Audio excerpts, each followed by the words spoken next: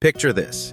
It is January 2026. You open your social feed and suddenly every cool traveler you know is posting from places you have literally never heard of. The usual hotspots feel almost predictable. And instead it looks like the world has quietly flipped the map, pushing old favorites to the side and putting a totally new set of destinations in the spotlight. Not because of hype, but because climate, visa rules, low-cost flight networks, and a craving for raw, authentic experiences are all reshaping where people are actually going. We are not just talking about some random hidden gems list. We are talking about a real shift in the global travel current. Places that were once dismissed as too cold, too complicated, too far, or too unknown are now aligning in a way that makes 2026 feel like a new era for curious travelers. If you like the idea of arriving somewhere before it gets completely saturated, this is literally the best time to pay attention. Our first stop is a country that, for years, people wrote off as nice but expensive, and suddenly everything is changing. Slovenia. Yes, tiny little Slovenia wedged between Italy, Austria, Hungary, and Croatia is having a seriously insane rise. With the Adriatic coast heating up and parts of southern Europe packed in summer, more travelers are sliding north towards Slovenia's cooler mountains, emerald rivers, and sustainable tourism model. The government has been pushing hard for green policies, slow travel, and strict caps on overdevelopment, which is mind-blowing when you are used to seeing giant resorts everywhere else. Ljubljana feels like a low-key alternative to overdone European capitals, and Lake Bled's popularity is now pushing travelers further out to places like the Socha Valley and the wine region of Goriška Brda. What is wild is how everything connects. Climate change is making shoulder seasons longer. New rail passes and bus links from nearby hubs like Venice and Vienna are making it ridiculously easy and cheap to drop into Slovenia. And in 2026, with more remote workers roaming Europe on digital nomad visas, you will see them parking themselves in smaller cities where they can bike everywhere, drink great coffee, and still be in nature in under 30 minutes. You will not believe how quickly this little country is stepping out of the shadows while still feeling under the radar once you leave the obvious Instagram spots. From green Europe, we jump to somewhere that feels like a cinematic fever dream: Oman. For a long time, travelers in the region just rushed to its flashier neighbors. But slowly, stories started leaking out about empty deserts, insane mountain roads hanging above deep canyons, and coastlines that look like they cannot be real. In 2026, that trickle of curiosity is turning into a quiet wave. Opening of more direct flights from Asia and Europe, a friendlier e-visa system, and a global push towards safer, more stable destinations in the Middle East are all making Oman suddenly super attractive. You drive through the Hajar Mountains and realize this is literally the opposite of mass tourism. Villages still grow dates on terraced farms. Wadis with turquoise water sit almost empty on weekdays, and you can camp on wild beaches where turtles nest under the stars. At the same time, the capital Muscat has just enough modern comfort so you do not feel totally lost. As people get tired of the ultra-artificial side of travel, Oman's mix of deep tradition, real hospitality, and jaw-dropping landscapes feels like a reset button. It is the kind of place where you come back and your friends say, "No way. That was not a movie set." Now, global travelers are also looking south, way south, chasing cooler temperatures and nature that has not been crushed by crowds. Enter Patagonia in Chile and Argentina, but with a twist. This region has been famous for a while, but 2026 is the year it stops being just a bucket list dream for hardcore hikers and starts becoming a flexible, extended stay destination. Climate patterns are shifting the ideal travel seasons, so spring and autumn are stretching, making it possible to avoid the traditional peak season while still getting great weather. Plus, low-cost carriers within South America are expanding routes into secondary cities, which is huge. Instead of the same old Torres del Paine loop, travelers in 2026 are pushing deeper into places like Aysén in Chile, or the lake districts of both countries, and even combining Patagonia with remote work stints in cities like Puerto Varas or Bariloche. Starlink-style satellite internet in rural areas is changing the game. One week you are in a cabin by a glacial lake on video calls, the next you are off-grid trekking among hanging glaciers. The contrast is insane. And the more summer heat waves hit the northern hemisphere, the more people will literally flee south, rewriting their idea of the right time and place to travel. Next, imagine North Africa, but not in the way your brain automatically jumps to. For years, Morocco grabbed most of the spotlight. But in 2026, Tunisia is stepping forward in a way most people are not prepared for. New efforts to boost tourism, streamlined visa on arrival for more nationalities, and better low-cost connections from European cities are pushing curious travelers across the Mediterranean to a country that mixes Roman ruins, Sahara dunes, blue and white seaside towns, and surprisingly progressive social changes. You walk through the ruins of Carthage near Tunis, then end the day in Sidi Bou Said watching the sun drop over the sea. You hop on a train, then a Louage shared taxi, and suddenly you are crossing sand dunes that feel totally surreal. With various global regions experiencing instability or over-tourism, Tunisia is benefiting from travelers actively searching for places that are culturally rich, but still feel sane and manageable. What makes 2026 different is that people are coming not just on package beach deals, but to explore the interior, the desert, the ancient sites, and stay in restored old townhouses. It is like the country is being rediscovered in real time. Let us shift to Asia, because the pattern here is just as mind-blowing. Japan and Thailand have been on fire for years, but overcrowding and stricter rules in some hotspots are nudging early adopters toward neighbors that offer a similarly deep culture with fewer crowds. One of the most fascinating risers for 2026 is Vietnam, not as a backpacker playground, but as a serious second home and long-stay destination. New visa policies that allow longer tourist stays for more nationalities, plus attractive digital nomad options that are being discussed and piloted, mean you will see more people basing themselves in cities like Da Nang, Hoi An, and Nha Trang for months, not days. You have this insane combination of street food that is almost too good to be real, a coastline dotted with emerging surf and kite spots, and a rapidly growing network of co-working spaces and co-living apartments. High-speed trains and improved domestic airlines are making it easier to hop from the northern mountains around Sapa and Hajiang down to the Mekong Delta.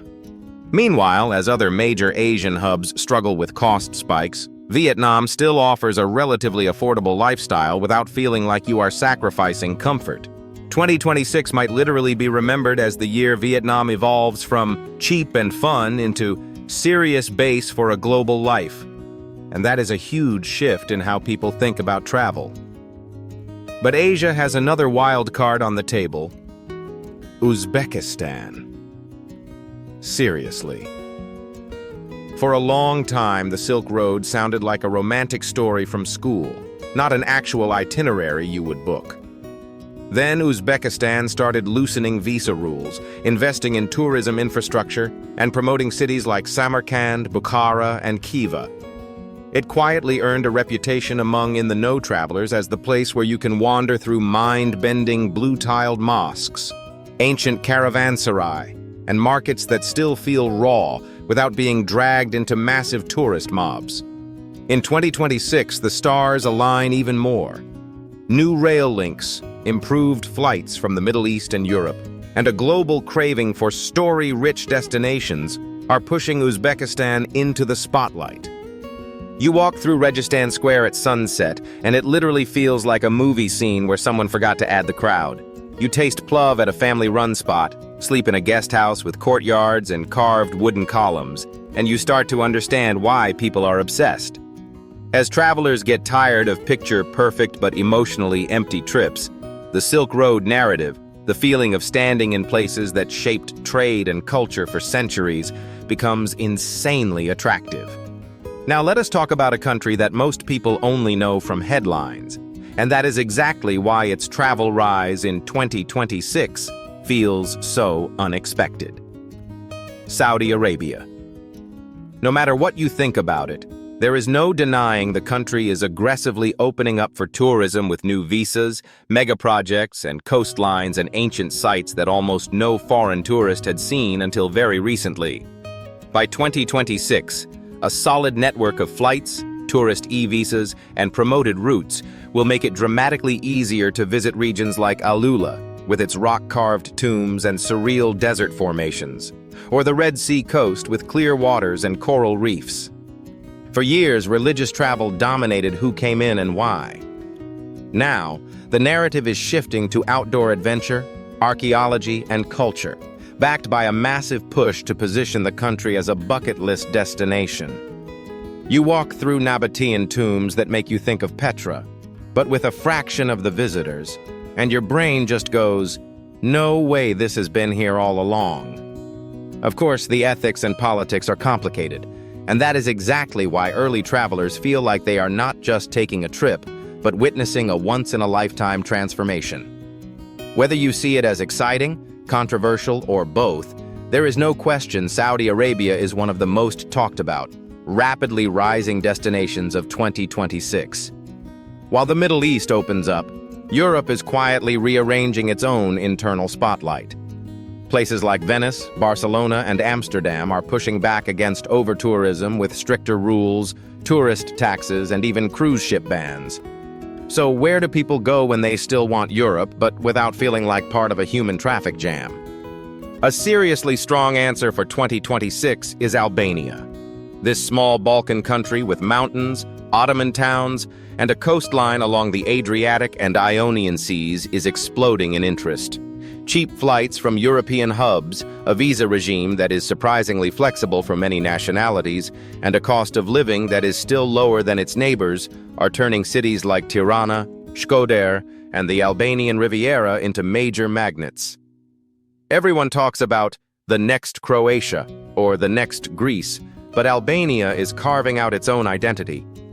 You have insane hiking in the accursed mountains, turquoise beaches that are still rough around the edges, and a food scene blending Mediterranean and Balkan flavors.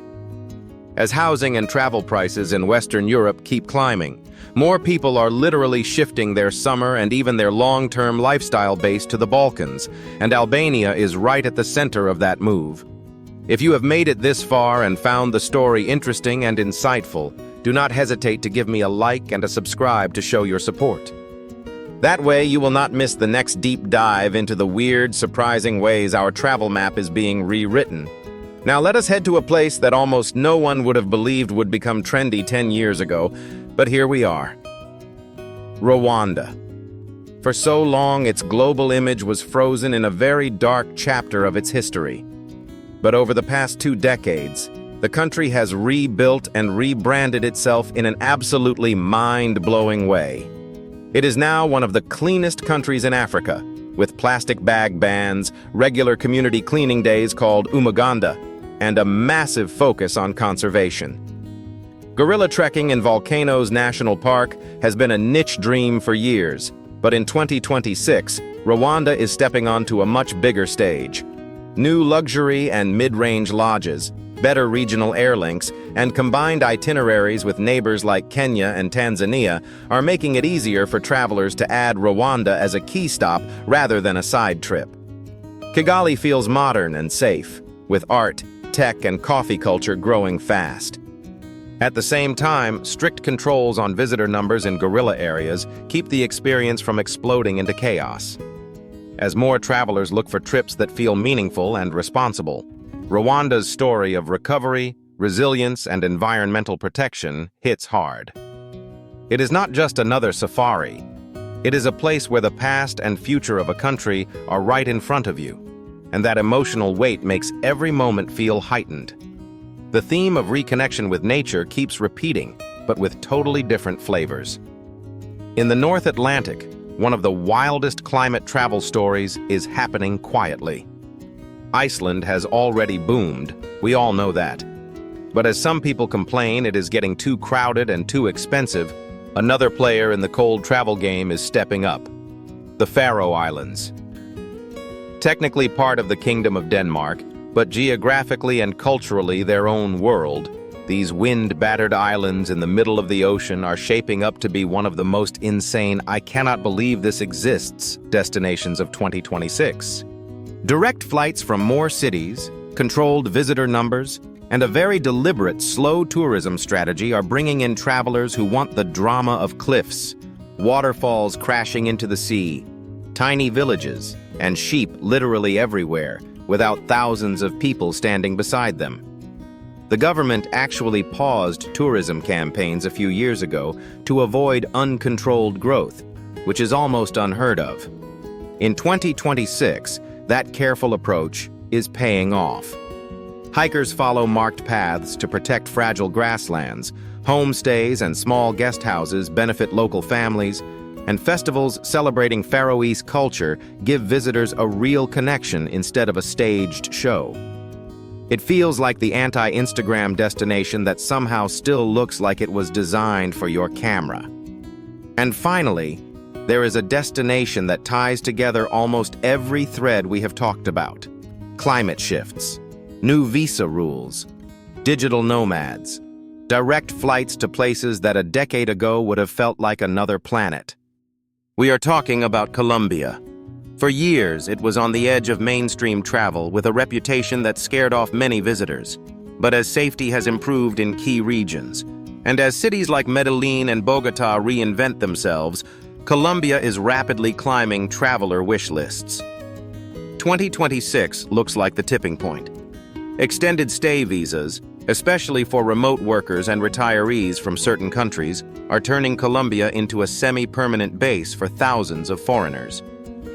Medellin's eternal spring climate is a literal escape from heat waves elsewhere. Low-cost carriers are stitching together routes between coastal cities like Cartagena and Santa Marta, coffee regions like the Zona Cafetera, and lesser-known gems such as Mompox or the Taracoa Desert. You can be working from a co-working space in the morning, exploring colonial streets in the afternoon, and planning a weekend in the jungle or the high Andes. The mix of nature, culture, and emerging creative scenes is just insane. And because travelers are staying longer, they are spreading out, supporting smaller towns and learning more than just a checklist of sites. So when you zoom out and look at all these rising destinations together, a pattern appears. The age of just chasing the same top 10 cities is fading. Climate pressure is pushing people north and south at different times of year. Governments are racing to update visa systems, sometimes in surprisingly generous ways, to attract digital nomads and long-stay visitors. Budget airlines and new flight routes are deleting psychological distances that used to keep countries like Oman, Uzbekistan, or Rwanda off your radar. And travelers themselves are changing. They are hunting for places that feel real, that still have space, that have a story beyond the perfect photo. 2026 might end up being remembered as the year a lot of people stopped following old travel habits and started building their own very personal map. A map where Slovenia replaces one of your usual Western European city trips. Where Albania becomes your new beach fix. Where Colombia or Vietnam turns into your winter escape and remote office. Where Saudi Arabia or Uzbekistan go from abstract names on a news headline to places you have scents and sounds and memories from. Literally, your internal atlas gets rewritten. The insane thing is, in a few years, some of these places will probably be as famous and as busy as today's big names.